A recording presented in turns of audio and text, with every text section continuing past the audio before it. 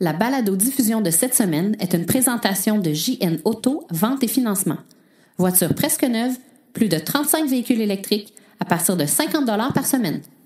Le déploiement des bornes de recharge rapide en Ontario ne se fait pas aussi vite que prévu. Tesla a maintenant une capitalisation boursière de plus de 47 milliards de dollars, c'est plus que Audi et Ford. Le réseau Flow installe la première borne de recharge rapide dans un Canadian Tire Gas Plus. C'est la première de plusieurs. Et il nous annonce également que des bornes de recharge seront installées dans les Cadillac Fairview dans 15 centres commerciaux. La Cadillac CT6 hybride rechargeable arrive aux États-Unis. Il y est possible, vraiment possible, d'avoir une voiture électrique même si on n'a pas de borne de recharge à la maison. La chronique de Maxime Séguin-Durand qui nous parle des coûts liés à l'utilisation d'un VE. Les événements à venir dans le monde des voitures électriques. Tout ça et bien plus encore dans ce 7e épisode de la balado-diffusion Silence, on roule.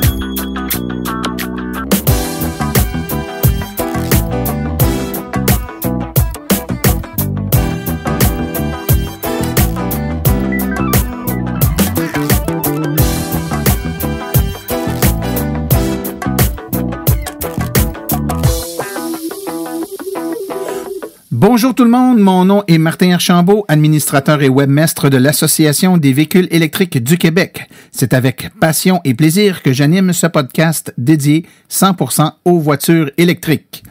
J'espère que vous avez eu un beau 2 semaines. Les belles journées arrivent. On a eu des journées pas mal chaudes, du moins pour la saison. On le ressent, nos véhicules ont plus d'autonomie.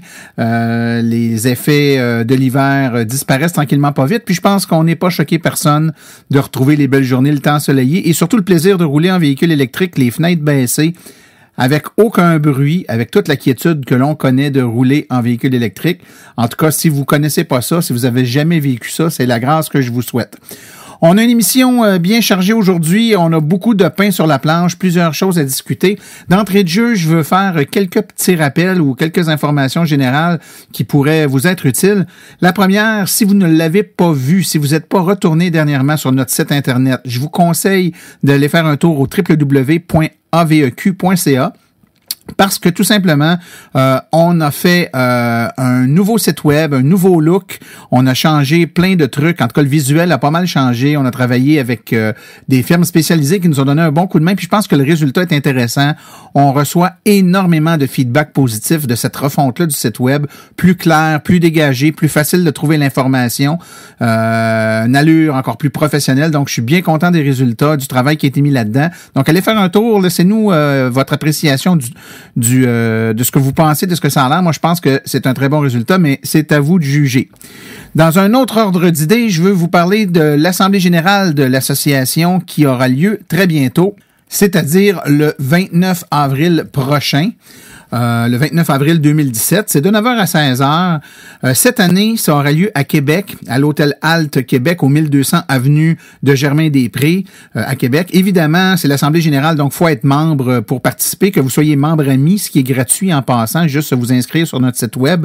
Vous allez sur notre site et vous cliquez là, sur le bouton pour devenir membre, ou encore membre or. Membre or, c'est les membres payants, mais avec plein de privilèges qui s'y rattachent. Donc, dans un cas comme dans l'autre, vous y avez droit. Vous devez vous inscrire par contre. Donc, si vous êtes intéressé à venir à notre assemblée le 29 avril prochain, sur notre site web, à droite, il y a un petit bouton pour l'Assemblée générale annuelle de l'AVEQ. Vous cliquez là-dessus, vous réservez vos billets. C'est gratuit, évidemment, pour l'Assemblée générale annuelle. Par contre, on a une option pour 35 $. Vous avez un dîner qui est servi avec 3 conférences, avec des conférenciers de renom. Je pense que ça va intéresser beaucoup de personnes. On aura comme conférencier Madame France Lampron, qui est directrice du circuit électrique. On aura également Thierry Saint-Cyr, chef des infrastructures, projets spéciaux et affaires publiques de Théo Taxi. Et finalement, M. Pierre Langlois, qui est bien connu, auteur du livre « Rouler sans pétrole ». Donc, ces 3 conférenciers-là pourront vous entretenir de sujets fort intéressants en lien avec l'électromobilité. Mais pour y assister, là, vous devez choisir l'option avec le billet pour le dîner. Donc, c'est sur notre site web, vous avez toute l'information. Je vous incite à venir en très grand nombre.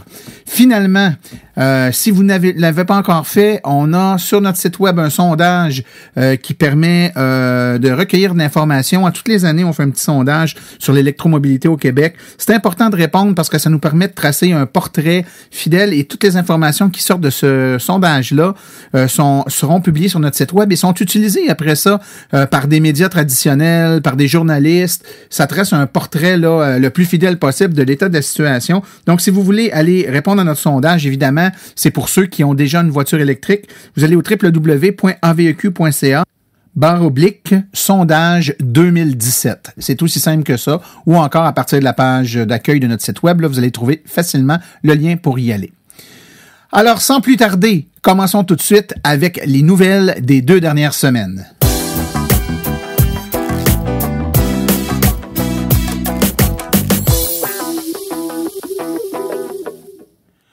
Le réseau ontarien de bornes de recharge, en fait, ce qui devait être le gros projet, là, est en perte de vitesse. C'est un projet provincial, je vous le rappelle, de 20 millions de dollars qui était destiné à financer un vaste réseau de bornes de recharge publiques. Et puis, il y a beaucoup de retards imprévus qui se cumulent. Le gouvernement s'est engagé à mettre en fonction 485 nouvelles bornes qui doivent composer la première phase de son corridor transfrontalier de chargeurs rapides d'ici la fin mars. Donc, on est déjà rendu au mois d'avril. Donc, un tiers des bornes resteront inactives à la date limite et probablement tout au long de la saison de pointe de l'été, selon le porte-parole là, des transports, Courtney Anderson, dans une entrevue qu'il a donnée dernièrement au Globe and Mail. Donc, évidemment, c'est un retard, mais quand même, un retard sur un projet aussi ambitieux. Je pense qu'il faut quand même rester poli et quand même admirer là, la débrouillardise et les annonces que nos voisins ontariens ont multipliées depuis dans la dernière année, je dirais. Donc, il y a quand même beaucoup de choses qui s'en viennent et c'est un retard, mais quand même, les travaux sont en branle. Faut rappeler que Chantal Guimond, présidente et chef là, de la Direction de Mobilité électrique Canada, qui est une association nationale à but non lucratif vouée exclusivement à la promotion de la mobilité électrique, association de laquelle l'AVEQ fait partie en passant. Madame Guimond a déclaré que le plan d'action aussi ambitieux sont la seule façon dont les gouvernements atteindront leurs objectifs en matière de changement climatique. Donc, il faut viser haut. Autrement dit, on peut pas se permettre de faire des demi-annonces et des choses trop frileuses. Offrir une infrastructure de recharge est la pierre angulaire qui permettra d'accélérer l'arrivée des VE, selon Madame Guimond. Les actions de la compagnie Tesla ne cessent de monter et atteignent de nouveaux sommets. Donc, à la veille du lancement de la Model 3, prévu plus tard cette année, le marché boursier a vu les actions de Tesla grimper de 5% pour atteindre un nouveau record, soit de 292 $ US par action. Ça donne à la société Tesla une valeur de 47 milliards de dollars US. C'est davantage que Ford, que Nissan ou encore qu'Audi, même si finalement chacune des marques mentionnées vendent plus de véhicules en un mois que Tesla en un an. La valeur de Tesla est très, très grande actuellement.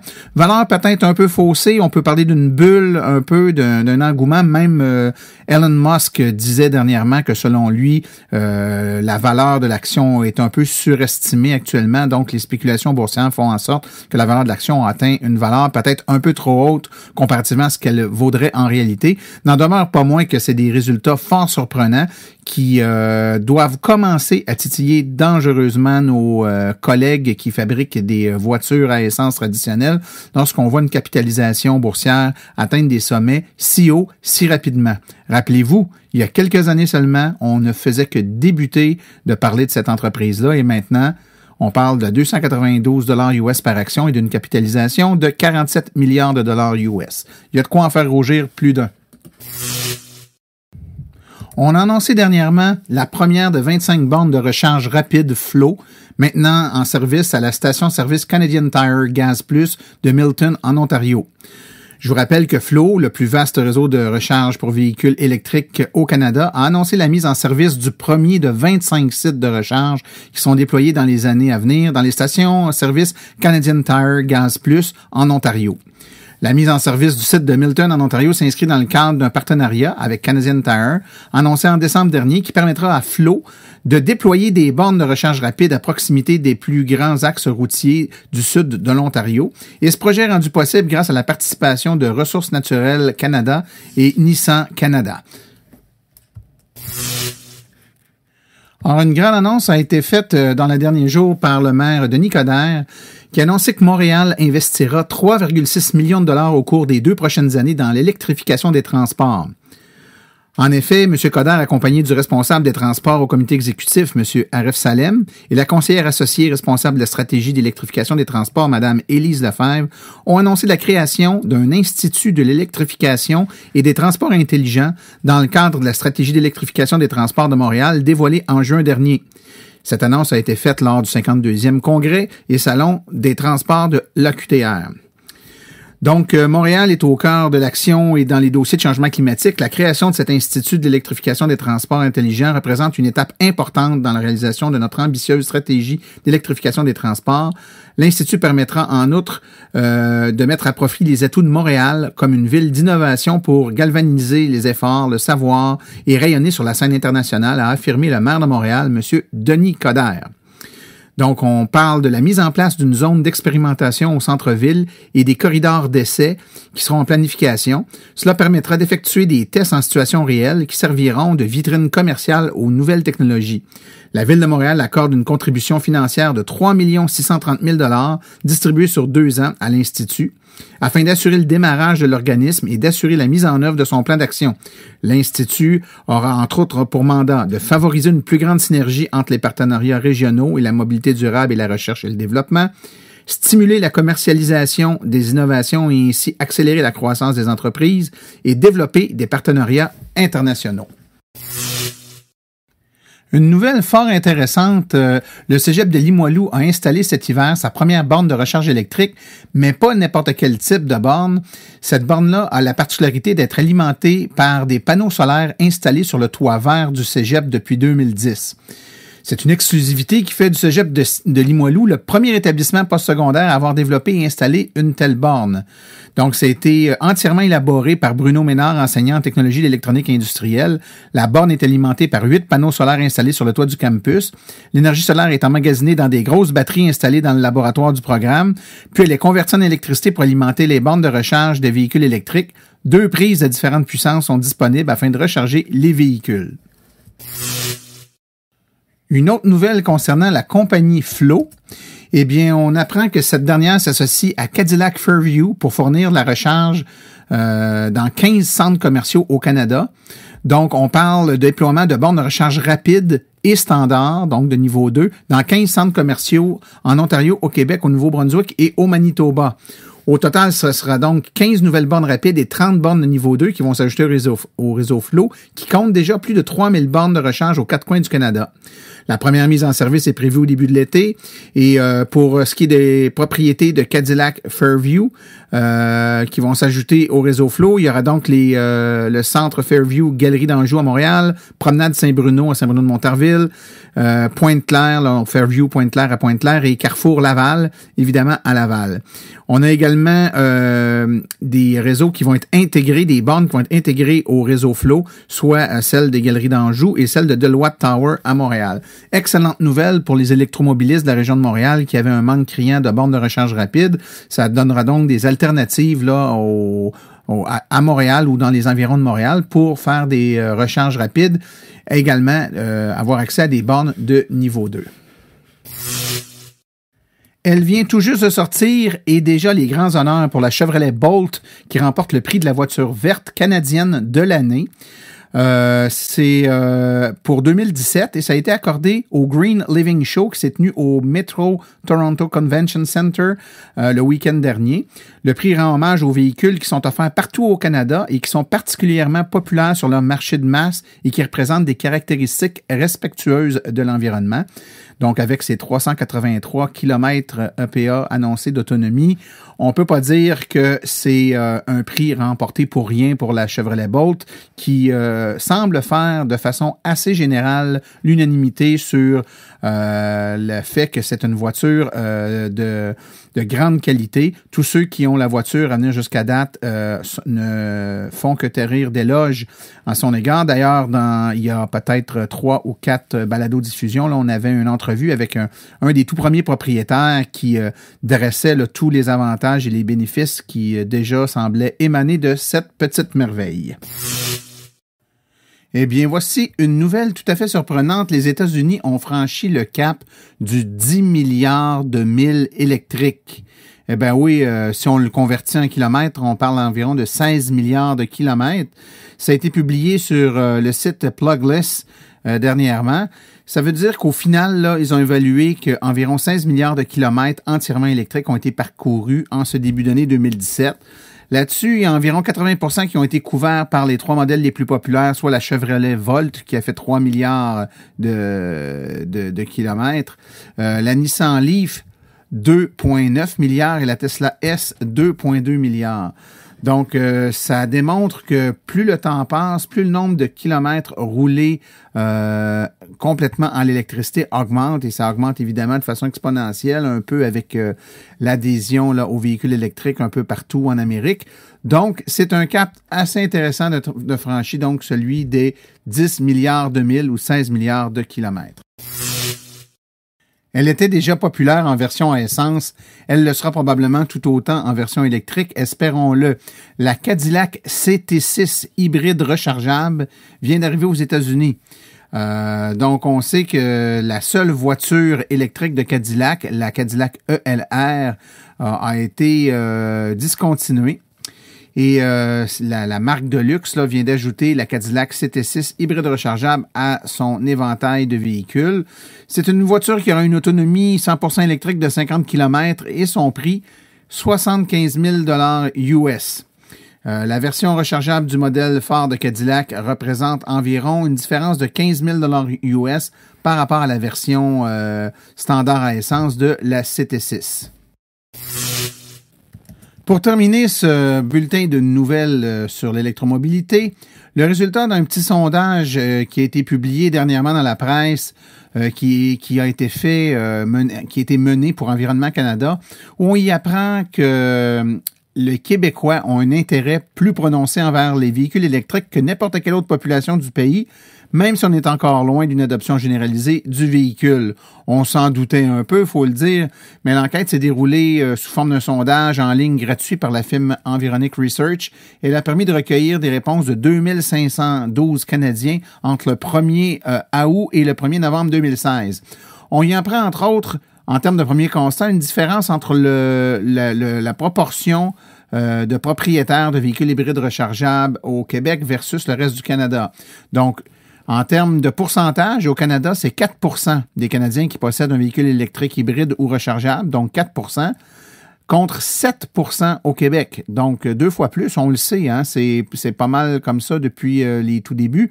Véhicules à essence, donc c'est 80% au Canada, 75% seulement au Québec. Et sans véhicules, 16% au Canada, 18% au Québec. Maintenant, lorsqu'on demande est-ce que votre prochain achat de véhicule serait un véhicule électrique, au Canada, c'est 26%, donc le quart de la population. Au Québec, c'est 42%. Ça veut dire que pas tout à fait, mais presque la moitié des Québécois considèrent un véhicule électrique comme étant probable ou certain pour leur prochain véhicule. C'est tout à fait surprenant.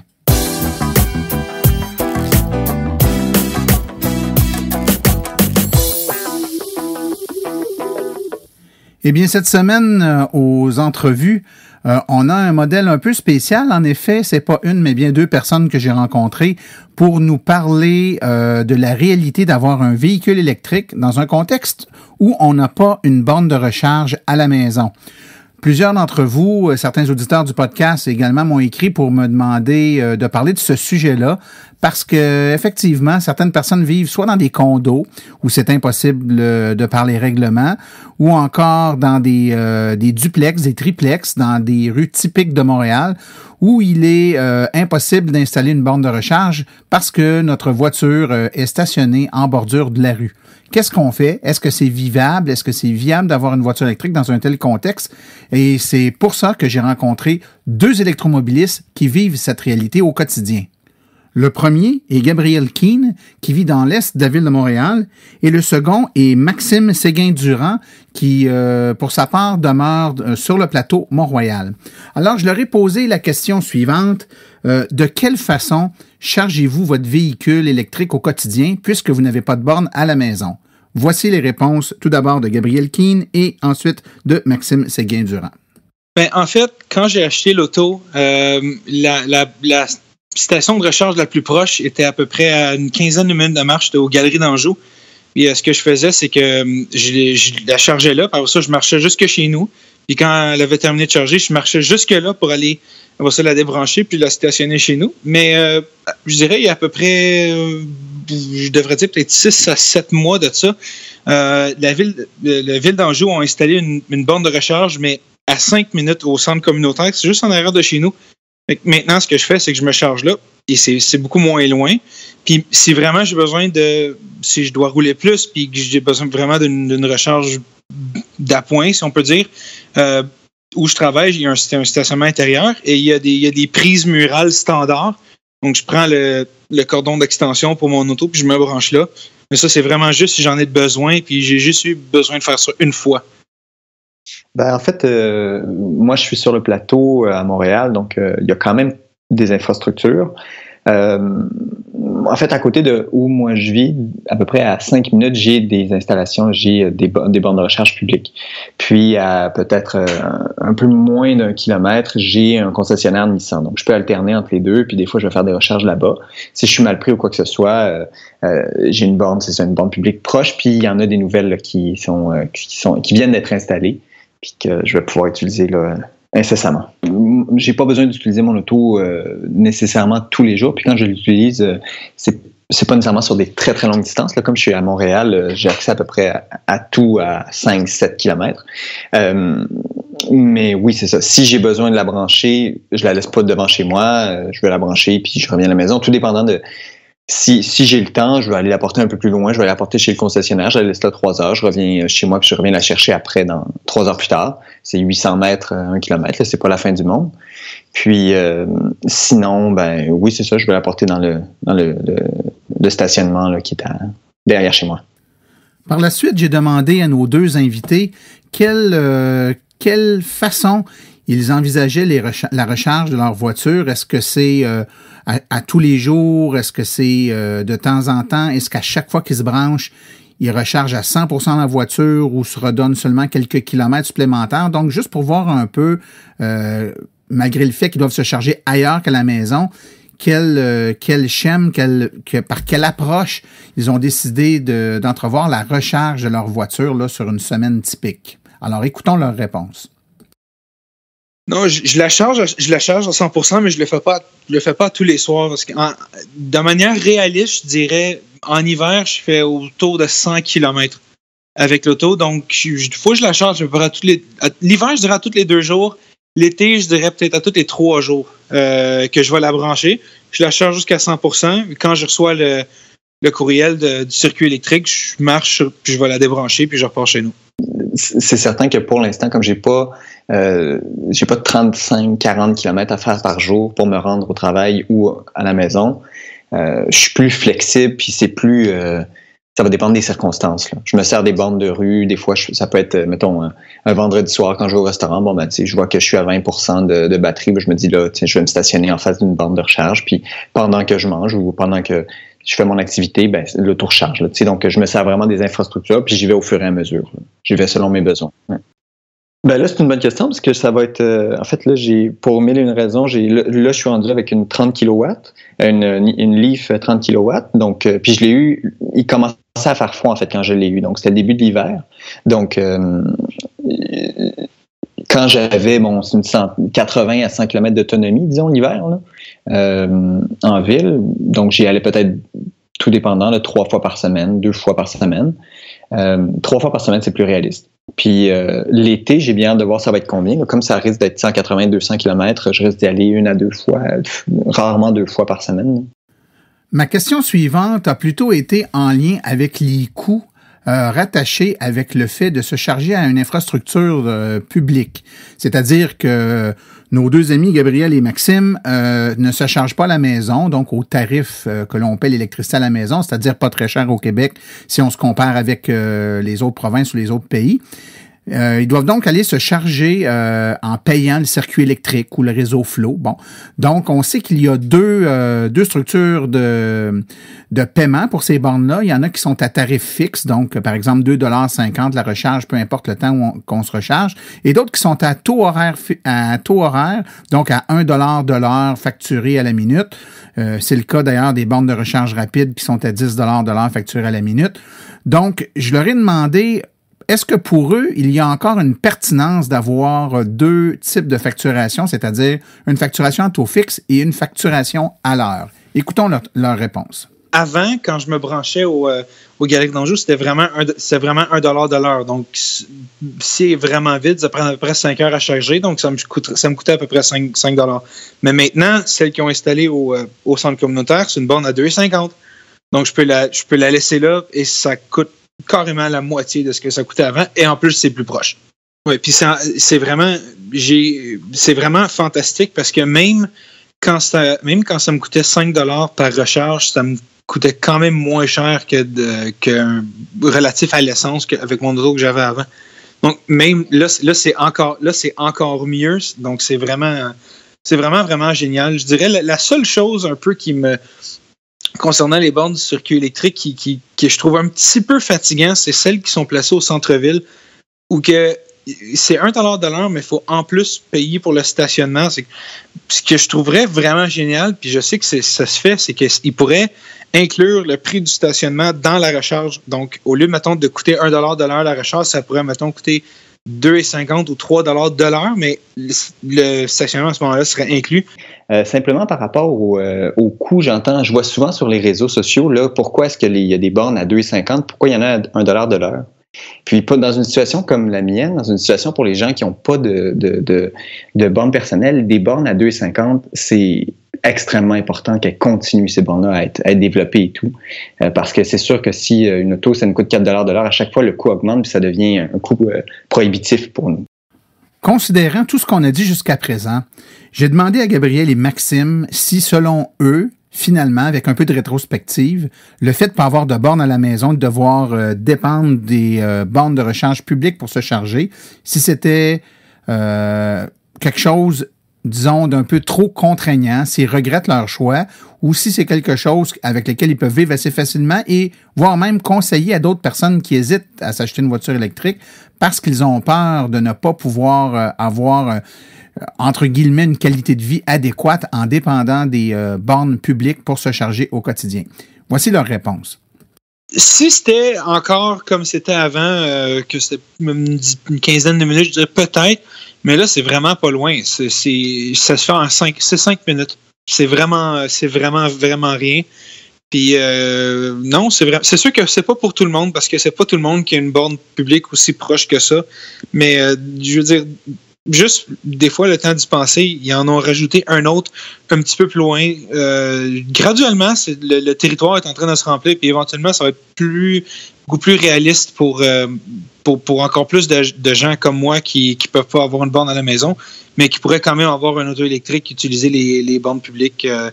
De plus en plus, ça devient une possibilité. Même que je dirais, dans mon cas, c'est assez avantageux. Même si je peux en avoir une à la maison, j'hésiterais à en faire installer une.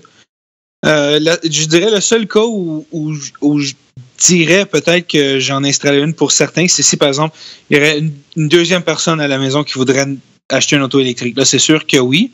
Pour l'instant, je suis le seul qui en a une. Mais ça va peut-être changer dans les prochains mois. Donc, on va voir comment on va s'arranger avec ça. C'est certain que ce serait idéal d'avoir une borne, mais une fois que ça c'est dit, moi quand j'ai acheté l'auto, je savais que ça allait demander un petit peu de flexibilité. Quand j'ai décidé d'avoir une auto électrique, c'était avant tout pour la question environnementale et tout. Ensuite, pour des considérations économiques. Pour moi, c'est pas du tout un problème d'avoir à me déplacer, d'avoir à planifier un petit peu. S'il y a quoi que ce soit, s'il y a une urgence, je m'en vais à la borne de recharge rapide, qui est, j'ai la chance qu'elle soit pas super loin de chez moi. Fait que ça, c'est en attendant qu'il en installe d'autres. Là, ça me permet quand même d'avoir. Je suis à 25 minutes d'être flexible, là, de pas avoir. Puis quand est-ce que ça survient vraiment, les situations où est-ce que, oh mon Dieu, j'ai pas planifié, j'étais à 10% de batterie. Je veux dire, c'est jamais arrivé. Là. Je pense que c'est très important. Je suis quand même de l'école de pensée je pense qu'il faut vraiment bien informer les gens. Puis c'est vrai que ça peut occasionner. Il faut avoir une certaine flexibilité. Ça, c'est certain. Une fois que ça s'est dit, une fois que je présente à la personne les choses qui sont moins faciles, qui nécessitent plus de flexibilité, c'est-à-dire que des fois, oui, ça veut dire que tu vas marcher un peu plus loin de chez toi ou tu vas dire, OK, ben là, je vais me brancher ça va peut-être me coûter un petit peu plus cher parce que j'ai pas je paye 2,50 à chaque fois ou $1 de l'heure ou tout ça. Une fois que tout ça c'est dit, je veux dire, si la personne est prête à avoir un peu de flexibilité, moi, je veux dire, c'est tellement clair que c'est un moyen qui est plus économique, qui est plus agréable, tout ça. Je veux dire, je pense vraiment qu'il ne faut pas s'arrêter pour ces considérations-là. Du moment que tu as des bornes qui sont relativement proches de chez toi, là, on parle de 200-300 mètres, là, idéalement, là, j'imagine. Là. Mais du moment qu'il y a des infrastructures publiques, je pense que ça en vaut la peine, c'est clair. J'ai mon auto depuis le mois d'août et je pense que c'est jamais arrivé que j'ai été dans une situation là, où est-ce que c'était, mon Dieu, il n'y a pas de borne de libre, je suis mal pris, il faut que je prenne l'auto demain. J'ai plus rien comme c'est-à-dire je suis dans une position insoutenable, là, l'espèce de crainte là, que toutes les bornes sont prises partout proche, fait que il faut que je prenne un taxi pour revenir ou quoi que ce soit. C'est jamais arrivé. Il y a toujours des façons de faire. Soit ça va être une borne. Il y a toujours une place. Des fois, tu marches un peu plus. Des fois, en tout cas, il y a des moyens d'y arriver. Dans le pire des cas, moi, je sais que sur les applications, là, Chargeo, puis il y a des gens qui sont pas trop loin, qui ont des bornes personnelles à la maison. Puis si j'étais vraiment mal pris, je communiquerais directement avec eux. Alors voilà, j'espère que ça fait le tour et que ça vous rassure un peu sur la faisabilité d'avoir une voiture électrique en ville, même lorsqu'on n'a pas la possibilité d'installer une borne de recharge à la maison. Il y en a plusieurs qui le font. On vient d'en entendre 2. Parmi ces 2-là, il y a Maxime Séguin-Durand qui va, à l'occasion, faire des chroniques sur notre balado-diffusion. Donc, surprenez-vous pas de réentendre sa voix un peu plus tard dans la présente balado-diffusion et dans d'autres semaines. C'est très apprécié qu'il fasse cette contribution-là par ailleurs. Donc, on le remercie. On remercie les deux d'avoir participé à cette petite entrevue. Et on s'en va tout de suite écouter la chronique de notre ami Maxime Séguin-Durand après la petite pause publicitaire. JN Auto, la référence lorsque vient le temps de se procurer une voiture électrique presque neuve. Plus de 35 véhicules électriques à partir de 50 $ par semaine. De plus, JN Auto offre une promotion exclusive aux membres hors de l'Association des véhicules électriques du Québec. Un rabais supplémentaire de 500 $ sur le prix affiché à l'achat de votre voiture. Une seule promotion par achat. JN Auto, choix, qualité et service après-vente irréprochable depuis 1982. Téléphonez-nous sans frais au 1-888-821-3084.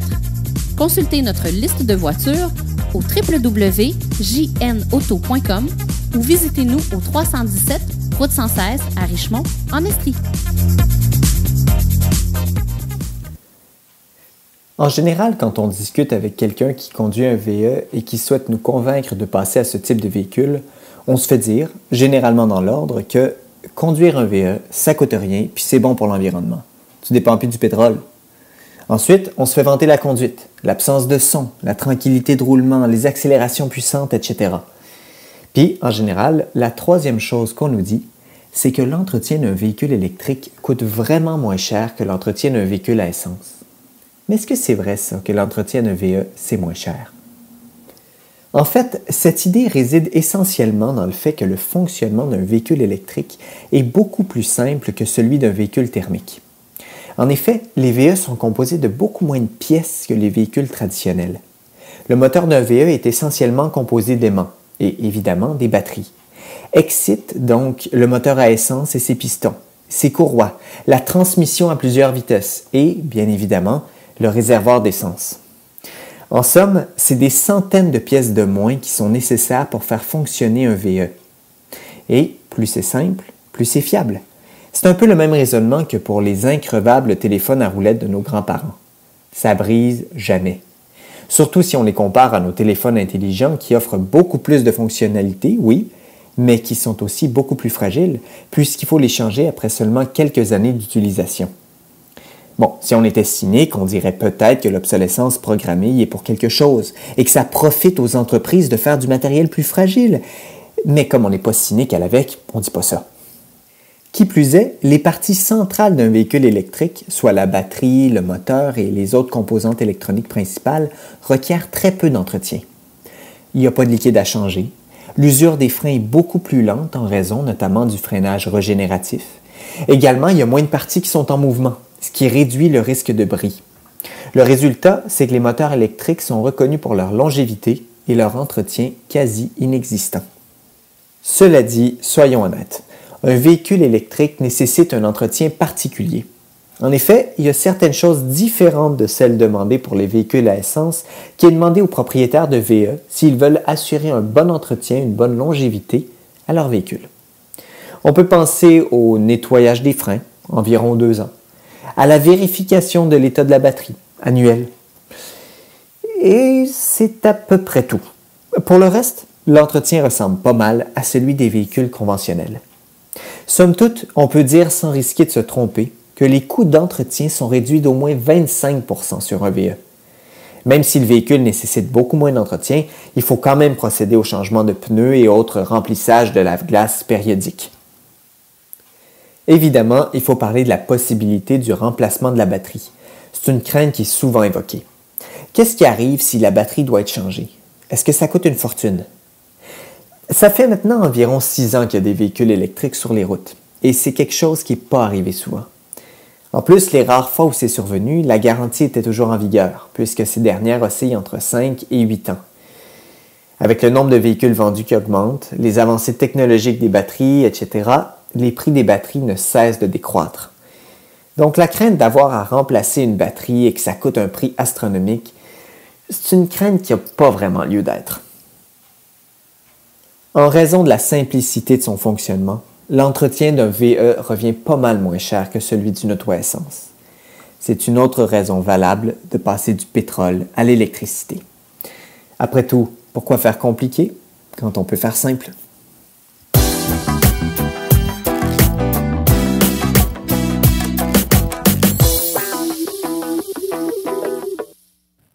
Alors voici les nouvelles dans le monde de l'électromobilité pour les semaines à venir.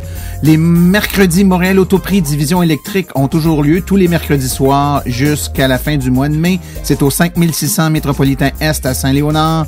De l'information sur le véhicule, des essais routiers, beaucoup d'informations, même des conférences. Donc on vous invite à aller faire un tour. Le jour de la Terre, c'est le 22 avril, le jour de la Terre, à Bonaventure, de 10h à 15h, au locaux local 93A Avenue Grand Pré, Bonaventure. Vous aurez de l'information et des essais routiers sur les véhicules électriques. Le Branchez-vous Montréal, le plus gros événement en électromobilité de la région de Montréal, les 22-23 avril prochains, au Quai de l'Horloge, au Vieux-Port de Montréal. Conférences, informations et essais routiers.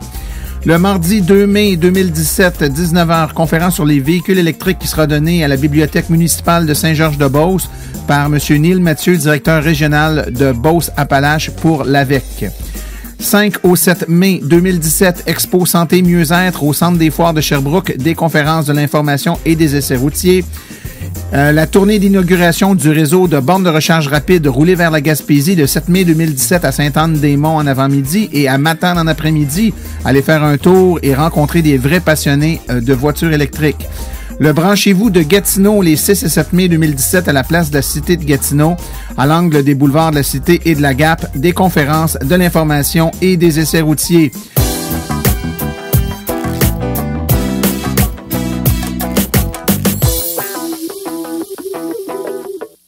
Ceci met fin à la présente balado-diffusion. L'AVEC remercie tous les collaborateurs, particulièrement Maxime Séguin-Durand et Gabriel Keane pour leur participation aujourd'hui. La reproduction ou la diffusion de l'émission est permise, mais l'Association des véhicules électriques du Québec apprécierait en être avisée. Toutes questions concernant l'émission peuvent être envoyées à l'adresse martin@aveq.ca. Toutes les questions générales regardant l'électromobilité ou l'association, vous pouvez écrire à info@aveq.ca. Pour vous renseigner et avoir accès à toute la documentation de l'AVEC, visitez le www.aveq.ca. Je vous rappelle que sur notre site web, afin de vous faciliter la tâche, vous avez accès aux archives de nos balados, ainsi qu'à des hyperliens vers les sites web mentionnés aujourd'hui, le tout directement au www.avq.ca/silence. Mon nom est Martin Archambault et d'ici la prochaine balado, j'espère que vous attraperez la piqûre et direz vous aussi, silence, on roule.